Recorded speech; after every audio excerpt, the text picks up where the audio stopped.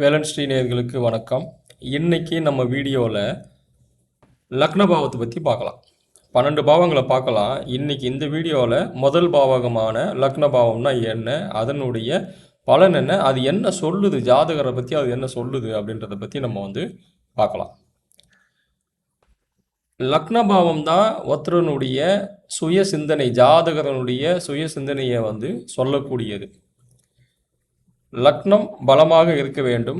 லக்னாதிபதி பலமாக ஒரு நல்ல பாவகத்தில் போய் இருக்கணும். அடுத்து லக்னத்துக்கு ஈக்குவலாக நம்ம சமமாக பார்க்குறது என்ன, எந்த கிரகத்தை பார்க்குறோம் அப்படின்னா சூரியன்.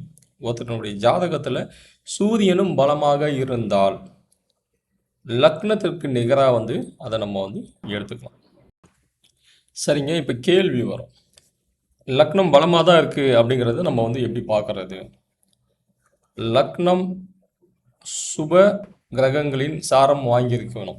அதாவது குருவோட சுக்கரனோட நட்சத்திரத்தில் லக்னாதிபதி இருப்பது சிறப்பு.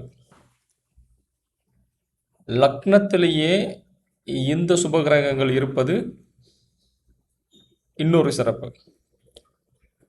இந்த லக்னாதிபதி கேந்திர திரிகோணங்களில் அமர்வது கூடுதல் சிறப்புங்க. அதாவது 4ஆம் பாவகம், 5ஆம் பாவகம், திரிகோணம்னு எடுத்துக்கிட்டோம் அப்படின்னாக்கா 1, 5, 9 இந்த பாவங்களில் லக்னாதிபதி இருப்பது சிறப்பு. இல்லை இந்த பாவாதிபதிகள் லக்னத்தில் இருப்பது சிறப்பு, இப்படியும் எடுத்துக்கலாம். அடுத்தது கேந்திரம் 1, 4, 7, 10. ஸோ இந்த பாவாதிபதிகள் லக்னத்தில் இருக்கிறது சிறப்புங்க.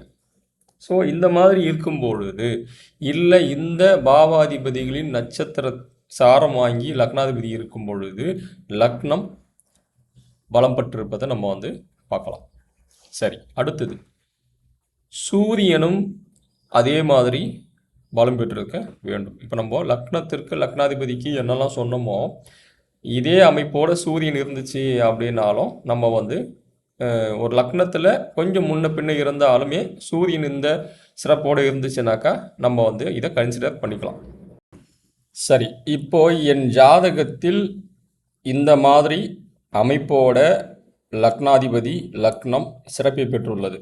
சரி, இப்போ எனக்கு என்ன மாதிரியான பலன்கள் கிடைக்கும் அப்படின்னு பார்த்தோம் அப்படின்னா, இப்படிப்பட்ட அமைப்புள்ள ஒரு ஜாதகர் எடுக்கும் முடிவுகள் நல்ல முடிவுகளாகவே இருக்கும். அதாவது எந்த ஒரு சூழ்நிலையிலையும் இவங்களால ஒரு முடிவு நல்ல முடிவாக எடுக்க முடியும். இவங்களுடைய குணம் கொஞ்சம் சிறப்பான குணமாகவே இருக்கும். அதாவது மற்ற நபர்களோடு கம்பேர் பண்ணுறோம் அப்படின்னா இவர்களுடைய குணம், ஆரோக்கியம், புத்திசாலித்தனம் கொஞ்சம் கூடுதல் சிறப்பாகவே இருக்கிறத நம்ம பார்க்கலாம். இதில் சில சமயங்களில் லக்னத்தில் மாந்தி மாதிரியான கிரகங்கள் இருக்கும் பொழுது பார்த்தீங்கன்னாக்கா விஜய் படத்தில் வர மாதிரி என் பேச்சை நானே கேட்க மாட்டேன், ஒரு தடவை முடிவு எடுத்துட்டேனான்ற மாதிரி கேரக்டர் இருக்கிறது. இந்த மாந்தி லக்னத்தில் இருப்பவர்களை நம்ம பார்க்கலாம்.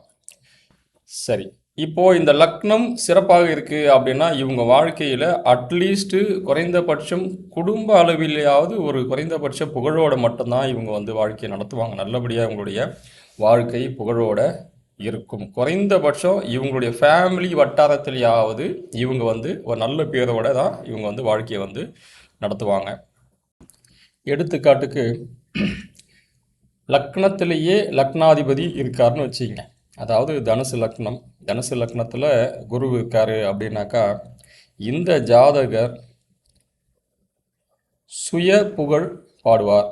இவரை பற்றி இவரே அதிகமாக பேசிப்பார். இவரோட புகழ் இவரே அதிகமாக பேசுவார்னு சொல்லலாம். அதே போல் யாராவது இவர்கிட்ட இவரை புகழ்ந்தாங்க அப்படின்னாக்கா இவர் இம்மிடியட்டாக அவர்களுடைய என்ன சொல்கிறது புகழ் அந்த மகிழ்ச்சிக்கு உள்ளாயிட்டு அவங்களுடைய வேண்டுதலை நிறைவேற்றிடுவார்.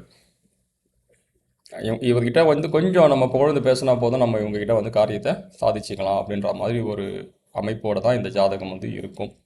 அடுத்த எடுத்துக்காட்டுக்கு லக்னாதிபதி 10ஆம் பாவத்தில் இருக்காரு அப்படின்னு சொல்கிறோம் அப்படின்னா இந்த ஜாதகர் 10ஆம் பாவன்றது என்னது? தர்ம கர்மாதிபதி, ஜீவனஸ்தானம் இதெல்லாம் நம்ம வந்து சொல்லுவோம். ஸோ இவருடைய சிந்தனை எல்லாமே வந்து பார்த்தீங்கன்னாக்கா என்ன வேலை செய்யலாம், ஜீவனத்துக்கு என்ன பண்ணலாம், அடுத்தது எப்படி வந்து நம்ம தொழிலை வந்து எப்படி மேம்படுத்தலாம், இந்த மாதிரி ஒரு தொடர் சிந்தனை வந்து இவருக்கு இருக்கும். அடுத்தது பார்த்தீங்கன்னாக்கா அந்த தர்ம கர்மாதிபதி என்ன அப்படின்னாக்கா இவர் வந்த நம்ம பிறப்பு, ஆமாம், அந்த அந்த கர்மங்களை பற்றி யோசிக்க ஆரம்பிப்பார். அந்த கர்மங்களை தீர்க்க என்ன பண்ணலாம் அப்படின்ற மாதிரியான சில சிந்தனைகளை வந்து இவங்களுக்கு வந்து இருக்கும். மறுபடியும் இது இருக்குமா எல்லாருக்கும் அப்படின்னாக்கா அந்த லக்னாதிபதி யாருங்கிறத வச்சு தான் வந்து நம்ம வந்து சொல்ல முடியும். சுபகிரகம் குரு மாதிரி தனுசு லக்னம், குரு வந்து 10ஆம் பாவத்தில் இருக்காருனாக்கா இப்படி யோசிப்பாங்க. இல்லை பாவகிரகமாக இருக்குது, அது அந்த பாவகிரகம் போயிட்டு 10ஆம் பாவத்தில் இருக்குது அப்படின்னா அந்த கர்மங்களை அனுபவிக்கக்கூடிய ஒரு சூழ்நிலையில தான் இவங்க வந்து வாழ்ந்துட்டு இருப்பாங்க. இதுதாங்க லக்னத்தை பற்றி நம்ம வந்து ஒரு சிறிய அளவில் இந்த வீடியோவில் வந்து பதிவிட்டிருக்கேன். நான் பிடிச்சிருந்தால் லைக் பண்ணுங்கள்.